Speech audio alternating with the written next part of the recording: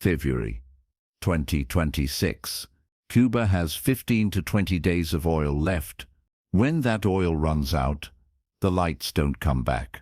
Not tomorrow, not next week. They stop. Hospitals ration power by the hour. Water pumps shut down. Food rots without refrigeration. Public transport disappears. This isn't just a warning from analysts. This is a countdown already in progress. Washington tightens sanctions on anyone who dares sell fuel to the island. Russia promises support, but sends just enough to delay collapse. China condemns loudly, yet no tankers arrive. Mexico steps back under pressure, and at 90 miles from Florida, 11 million people are being turned into a test case. Can economic warfare force regime change without firing a shot? Will global powers actually challenge US dominance when the cost becomes real? This isn't set history. This is right now. So how did Cuba reach this point? Who cut the lifeline? And what happens when the countdown hits zero? By the time officials admit there are 15 to 20 days of oil left, the crisis is already past the point of prevention. In Cuba, energy collapse doesn't arrive as a single moment. It creeps in quietly, hour by hour, until daily life begins to fracture. At first, the blackouts are described as technical adjustments, then temporary scheduling measures, the necessary sacrifices. But by February 2026, there is no schedule anymore. Entire neighborhoods in Havana go dark for 26 consecutive hours. When the electricity returns, it's not relief, it's a warning, because everyone knows it will vanish again. Elevators stop working. Water pressure drops without notice. Mobile networks fail intermittently as backup generators run dry. The grid is no longer stable. It's back surviving, minute to minute. Cuba needs roughly 60,000 barrels of oil per day just to keep essential systems alive: power generation, water pumping, public transport, hospitals, food storage. There is no excess, no cushion, no redundancy. When daily supply drops even slightly below that threshold, the system doesn't bend, it cascades. Power plants shut down one by one, not because they're broken, but because fuel deliveries no longer arrive on time. Each shutdown increases strain on the remaining plants. Each delay compounds the next failure. By early February, internal energy reports stop using optimistic language altogether. They start using phrases like load shedding beyond recovery windows, critical fuel prioritization, non-essential grid suspension. Translated into civilian life, this means something simpler. Some places will no longer receive electricity at all. Hospitals begin triage, not of patients but of power. Operating rooms receive priority. Diagnostic equipment is rationed. Entire wings go dark to keep generators alive elsewhere. Refrigeration fails in pharmacies. Vaccines spoil. Insulin becomes unreliable. Water systems follow next.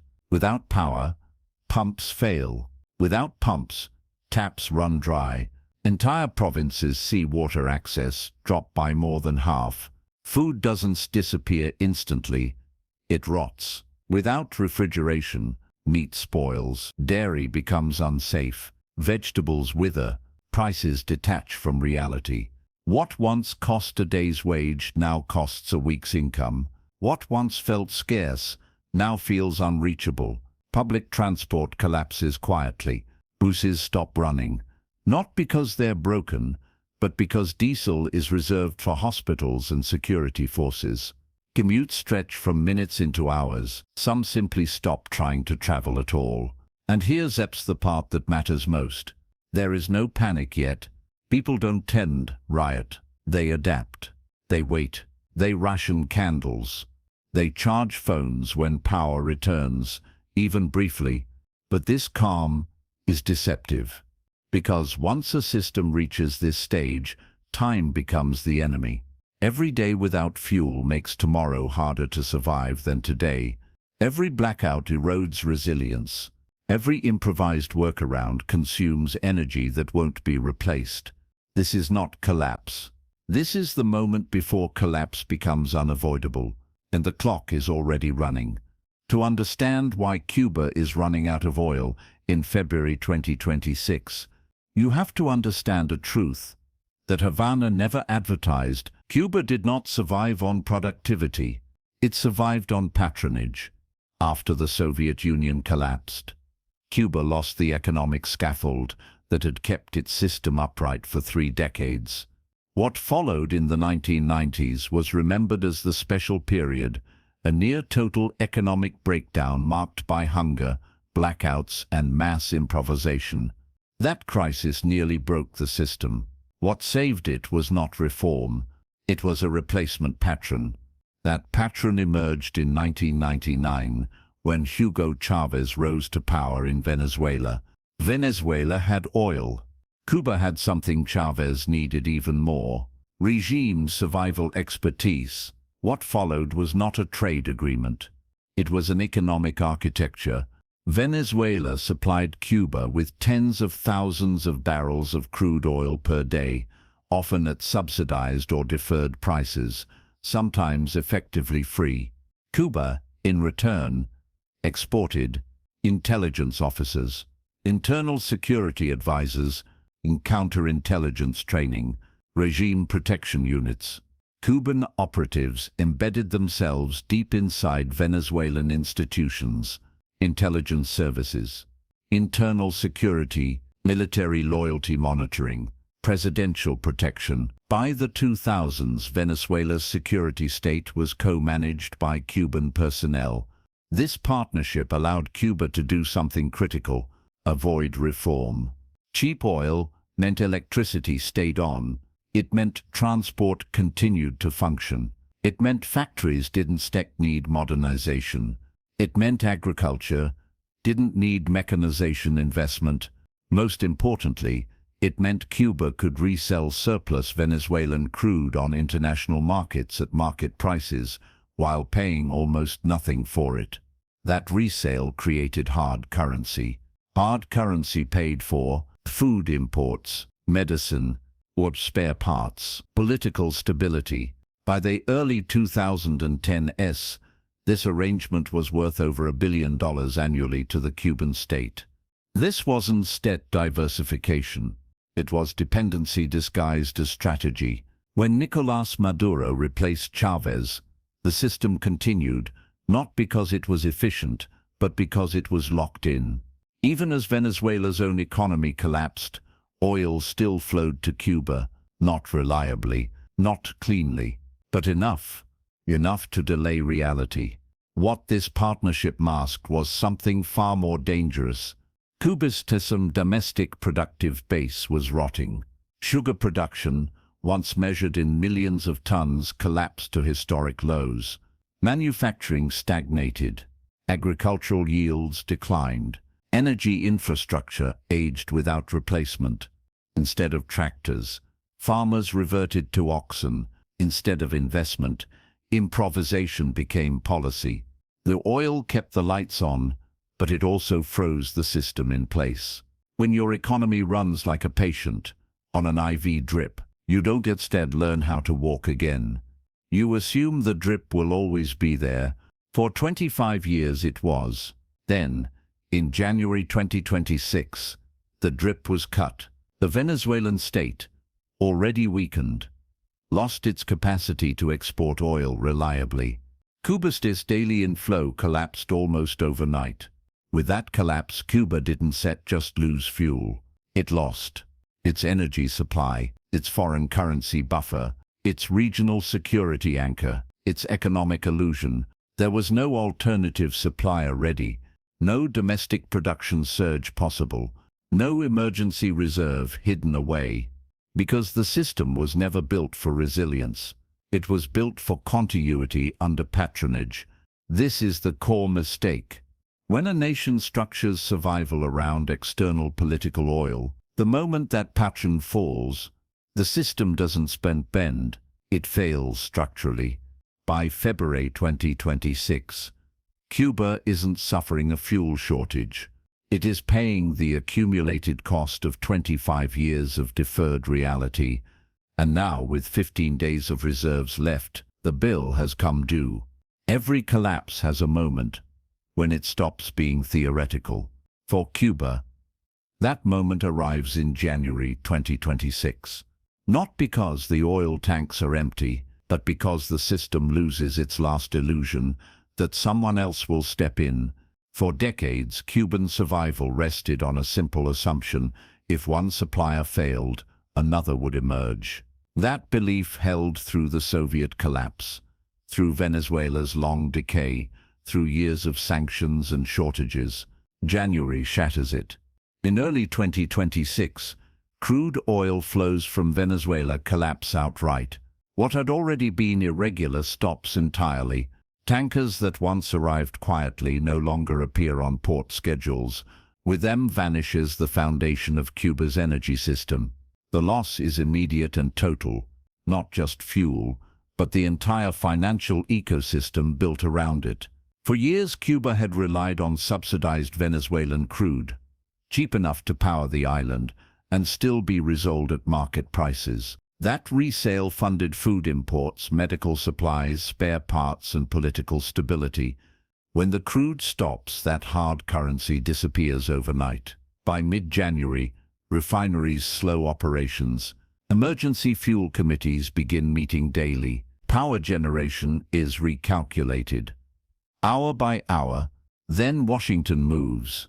The United States does not announce a blockade. There are no warships, no speeches declaring escalation. Instead, a quiet shift in enforcement posture turns oil into a weapon. Any country selling crude to Cuba is now exposed to trade retaliation, tariffs, and financial penalties. Banks are warned. Insurers withdraw coverage. Shipping firms reroute vessels. The effect is immediate. Oil still exists on the global market, but for Cuba, it becomes unreachable, not illegal, just economically toxic. This is how modern economic warfare functions. It doesn't need force, it uses risk. As transactions freeze, Cuba's options collapse toward a single remaining lifeline: Mexico. Mexico is close. It has capacity, it has infrastructure, and until now, it has supplied modest but crucial volumes of crude. Then the pressure lands. Washington makes clear that continued commercial oil sales to Cuba will carry consequences. Consequences tied to trade frameworks Mexico cannot afford to jeopardize. The calculation is brutal. Cuba matters politically. The United States matters economically. President Claudia Sheinbaum faces a choice with no clean exit: defy Washington and risk tariffs that would ripple through Mexico's economy, or step back and accelerate Cuba's collapse. The compromise comes quickly. The commercial oil shipments halt. Humanitarian aid continues. On paper, the distinction is legal. In practice, it is lethal. Those barrels, once dismissed as secondary, were structural. When they disappear, Cuba loses its last nearby supplier capable of meaningful delivery. By late January, the math no longer works. Cuba requires roughly 60,000 barrels of oil per day just to keep essential systems functioning. With Venezuelan crude gone and Mexican commercial shipments halted, daily inflow drops below survival thresholds. There is no surplus to ration. Every barrel burned today is one that will not be replaced tomorrow. Emergency reserves begin draining visibly. Officials stop discussing recovery. They switch to endurance. Russia condemns the pressure campaign. China denounces unilateral coercion. The international community votes overwhelmingly against the embargo, but condemnation does not fuel power plants. Oil deliveries require insurance, banking clearance, and willingness to accept geopolitical risk. Neither Moscow nor Beijing is prepared to challenge U.S. dominance in the Caribbean over Cuba. Symbolic shipments may arrive, enough to buy days, never enough to reverse trajectory. By the end of January 2026, Cuba crosses a line that does not appear on maps or balance sheets. Not zero oil, but zero flexibility. From this moment forward, every blackout compounds the next. Every ration decision weakens future capacity. Every delay accelerates failure. The crisis is no longer about politics or ideology. It is about time. And time, finally, is running out. By February 2026, the crisis in Cuba is no longer driven by mismanagement or delayed shipments. It is driven by design. What is happening now is not an embargo in the traditional sense. There are no visible blockades, no ships intercepting tankers, no dramatic announcements of war. Instead, oil itself has been turned into a liability. Washington's strategy is precise. Stop Cuba directly. Make it too expensive, too risky, too damaging for anyone else to help. Any country that sells crude to Cuba now faces escalating tariffs, restricted access to U.S. markets, financial scrutiny, and insurance complications. The punishment is not symbolic. It is measurable, immediate, and cumulative. For energy traders, this changes everything. Oil deals rely on layers of trust, banks to clear payments, insurers to underwrite risk, shipping firms to move cargo, ports to accept delivery. Sanctions don't just have to ban oil. They only have to poison one layer of that chain. By early February, insurers refuse coverage for Cuba-bound shipments, when banks delay or block settlements. Shipping companies quietly remove Havana from routing plans. Tankers don't sail because they can sit. Not because oil doesn't exist, but because risk has been engineered into the transaction. This is the evolution of economic warfare, not denial of supply, denial of permission. Inside Cuba, officials understand what this means. Even if oil could be purchased on paper, it cannot move through the modern financial system. There is no workaround.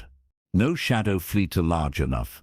No insurance-free route that doesn't invite seizure, penalties, or retaliation. This is when the crisis stops being logistical and becomes structural. Russia's response arrives first. Sergei Lavrov condemns the pressure campaign, calling it illegal and destabilizing. Moscow signals support. A shipment is announced. When it arrives, it is treated like salvation. But the numbers tell a harsher truth. The shipment buys time, not stability, days, not recovery, and each year the volume shrinks. Russia's capacity is constrained by war, by sanctions, by priorities far closer to home. It can signal presence in the Caribbean. It cannot sustain an island economy 90 miles from Florida. Then comes China. Beijing's language is firm. It votes against the embargo at the United Nations. It frames the sanctions as violations of sovereignty and international norms. But there are no confirmed tankers. China invests in infrastructure. It sends diplomats. It issues statements. What it does not do is challenge U.S. dominance in the Western Hemisphere for Cuba, because oil deliveries are not symbolic gestures. They are confrontations. And confrontation carries consequences. China is unwilling to absorb for an island with limited strategic return. This gap between words and barrels becomes impossible to ignore. The world is no longer divided into allies and enemies, but into those willing to pay the price and those who are not. Mexico's position becomes the most painful illustration of this reality. As Cuba's nearest practical supplier, Mexico could ease the crisis more than anyone else, but doing so would mean absorbing retaliation that could ripple through its economy. President Claudia Sheinbaum walks a narrow line. Her political base expects solidarity. Her economy demands caution. The result is a compromise that satisfies no one. Humanitarian aid flows. Food and supplies arrive, but oil, the one resource that keeps the system alive, does not. Legally, the distinction matters. Operationally, it changes nothing. Cuba's fuel tanks continue to drain. By now, satellite imagery tells the story more clearly than official statements. Ports are quiet. Storage tanks sit partially filled, then visibly lower week by week. Inside Cuba, the language changes again. Officials stop speaking about weeks. They start speaking about hours of electricity. The grid is no longer managed for continuity. It is managed for collapse control. Hospitals receive priority, but even they face limits. Water pumping is reduced to protect generation capacity. Public transport is effectively abandoned. This is what sanctions look like when they succeed. Not immediate overthrow, not dramatic surrender, but slow compression. Every external actor now understands the stakes. Breaking the chokehold would require not just oil, but willingness to openly defy U.S. economic power in its own hemisphere. So far, no one has stepped forward, which means the pressure holds. And when pressure holds long enough, systems do not adapt. They fracture. By mid-February 2026, Cuba is no longer deciding policy. It is reacting to depletion. The crisis has moved beyond negotiation. What remains is a narrowing corridor of outcomes, all of them costly, none of them reversible. And the oil clock keeps ticking. By the time February 2026 reaches its midpoint, the crisis in Cuba is no longer measured in barrels of oil. It is measured in hours of light, minutes of water, and days without medicine. This is the stage most analyses miss, because energy collapse does not arrive as a headline. It arrives as routine suffering. In neighborhoods across Havana, blackouts stretch past an entire day. 26 hours without power becomes common. When electricity returns, people don't celebrate, they rush. Phones are charged first, then fans, then whatever food can still be saved. No one cooks normally anymore. Meals are timed around electricity windows that may or may not arrive. Refrigerators are used like memory boxes, opened rarely, cautiously, because each opening accelerates spoilage. Water follows electricity. Without power, pumps fail. Entire districts wait to dry taps. Buckets replace showers. Laundry becomes impossible. Sanitation deteriorates quietly, invisibly, until illness begins to spread. Hospitals exist in a different reality. Generators run constantly, but fuel is rationed. Doctors make decisions not based on medical need, but on energy cost. Diagnostic machines sit unused because running them might shut down something more essential later. Pharmacies are empty, not because medicine isn't stat-known, but because imports require hard currency, refrigeration, transport, and fuel. All four are failing at once. Vaccines spoil. Insulin loses reliability. Patients are sent home with instructions to rest, not because rest will heal them, but because there is nothing else. The economy detaches completely from logic. Prices no longer respond to supply and demand. They respond to scarcity panic. Food costs 10 times monthly salaries. State workers, teachers, nurses, technicians earn wages that no longer correspond to survival. The peso weakens further. Not gradually, but visibly. Public transportation collapses next. Buses stop running, not because they are broken, but because diesel is redirected elsewhere. Commutes stretch from minutes into hours.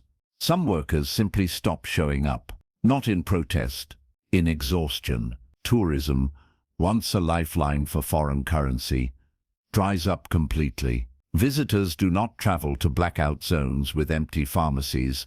Hotels darken. Staff are sent home. Agriculture suffers in ways numbers cannot capture. Without fuel, irrigation fails. Without electricity, storage rots.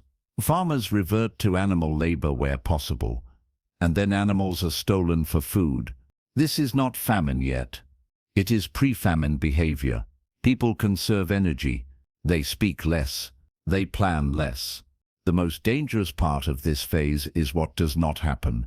There are no mass uprisings, no nationwide strikes, no sudden collapse of authority, because people are too tired. Exhaustion replaces anger.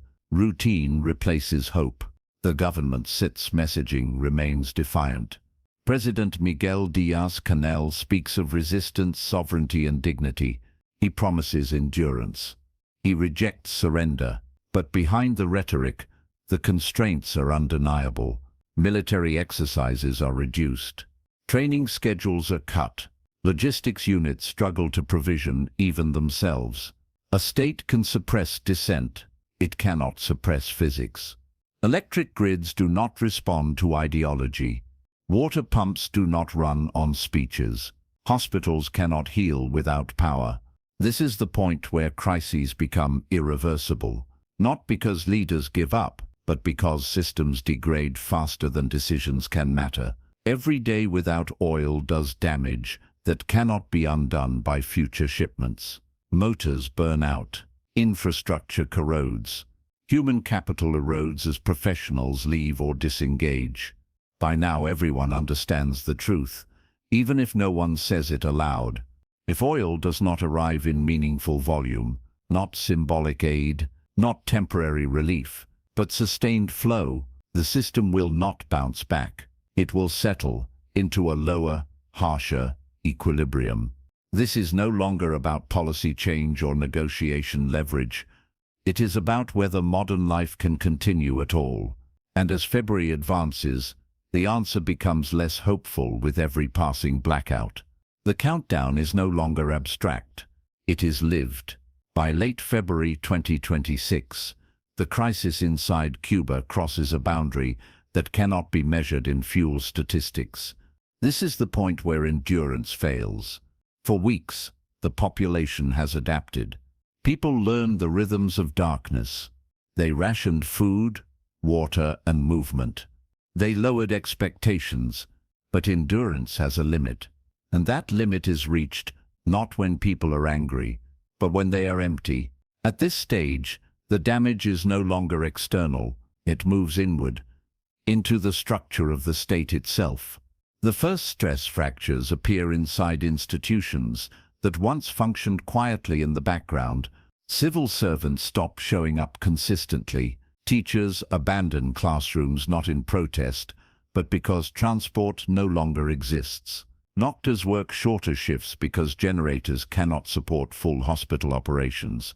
Not strikes, not rebellion, attrition.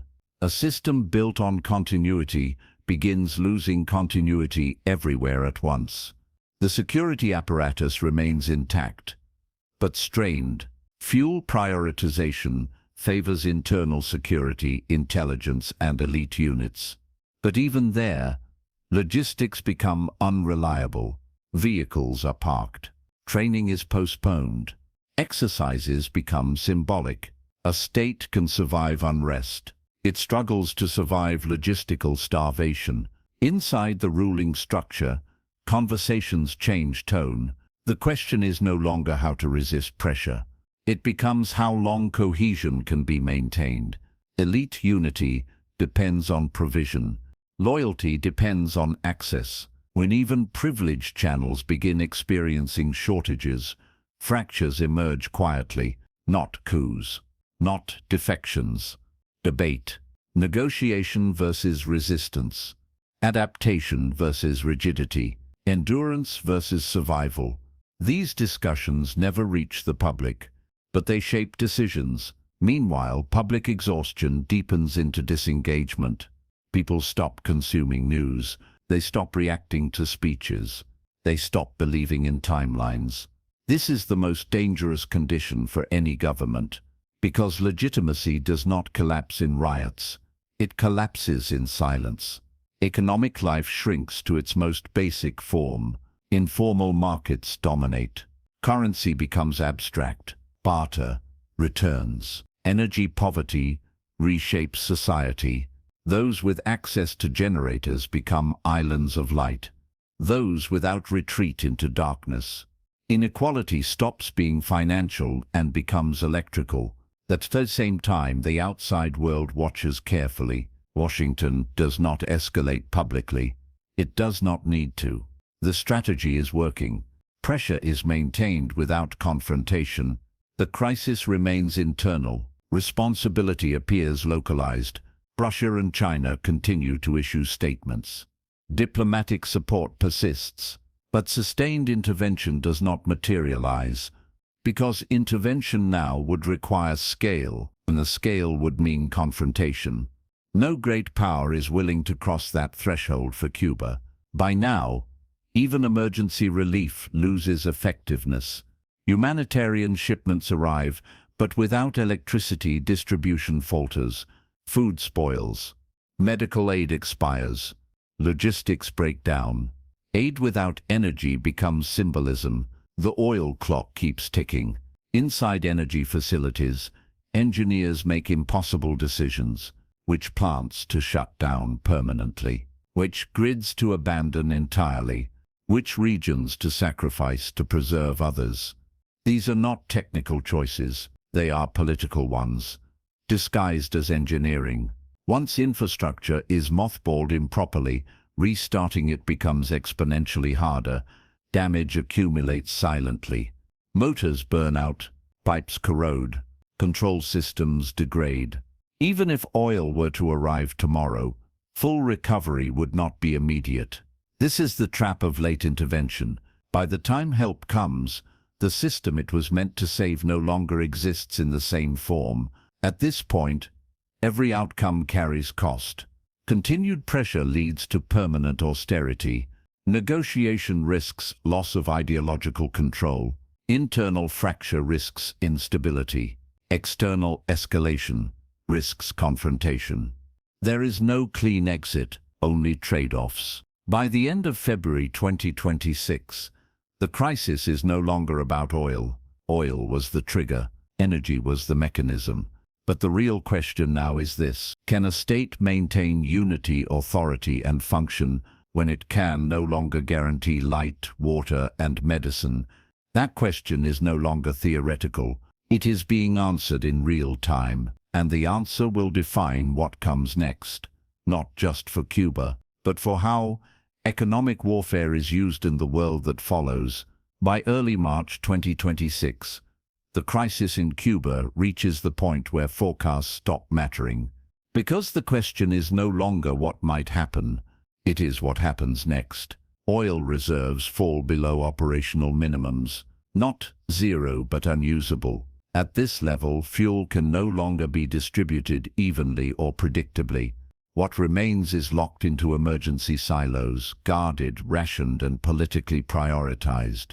Electricity becomes episodic. Entire regions are cut off indefinitely, not for hours, not for days, for good. Water pumping fails across provinces. Without power, pressure collapses. Without pressure, sanitation systems back up. Disease spreads quietly. Hospitals operate in survival mode. Generators run intermittently. Doctors are forced to choose which wards remain functional and which go dark.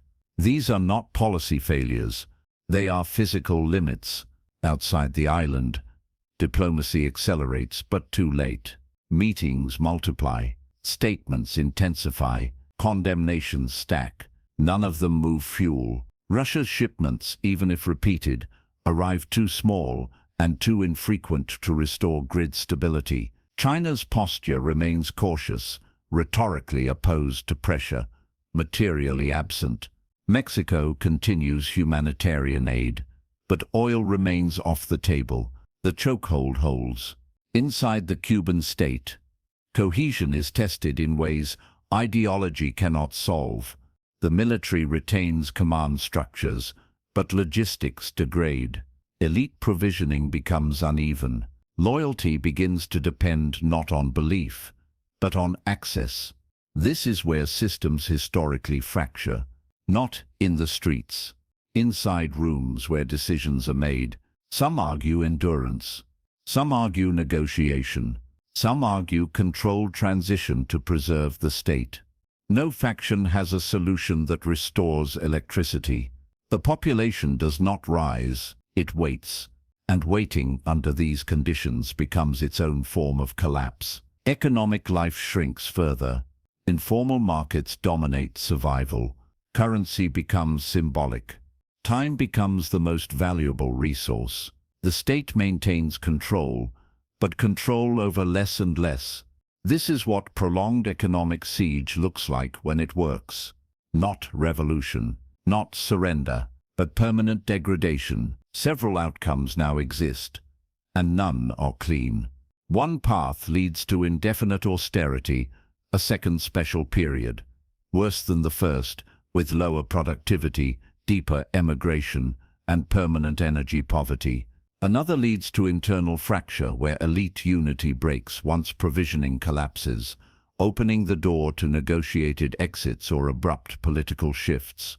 Another leads to external escalation, a blockade formalized, humanitarian corridors enforced, intervention justified not by ideology, but by catastrophe. And one path, the least likely, leads to stabilization, a sudden geopolitical realignment where major powers absorb the cost of defying US pressure to demonstrate multipolar resolve. Each path depends on decisions made outside Cuba, and that is the final truth of this crisis. Cuba did not run out of oil because it failed to drill enough wells. It ran out because its survival model depended on patrons, not resilience. When the patron disappeared, the system had no backup. This is the lesson Venezuela already taught, and now Cuba confirms it. Economic models built on external subsidies do not collapse loudly. They collapse quietly through infrastructure failure, exhaustion, and time. By March 2026, the verdict may still be unclear, but the experiment is no longer hypothetical. Can economic warfare force regime change without invasion? Can global powers challenge dominance when consequences are real? Can a modern society function without energy? The answers are coming. The clock is still running. And when it stops, history will record who acted, who hesitated, and who watched while the lights went out. This story isn't finished yet. By the time you start watching this, Cuba may still have days of oil left, or it may already be operating beyond the point where recovery is possible. What happens next won't this be decided by speeches. It won't but be decided by ideology, and it won't be decided by promises made at international summits. It will be decided by ship movements, bank approvals, insurance signatures, and whether anyone is willing to pay the real cost of defying economic power. Cuba has become more than a country in crisis. It is a live test of modern warfare, where no missiles are launched, no borders are crossed, and yet millions feel the impact every day. If help arrives in volume, this becomes a case study in survival. If it doesn't, it becomes a warning written in darkness. Either way, this countdown matters far beyond one island, because systems built on external lifelines always look stable until the moment the flow stops.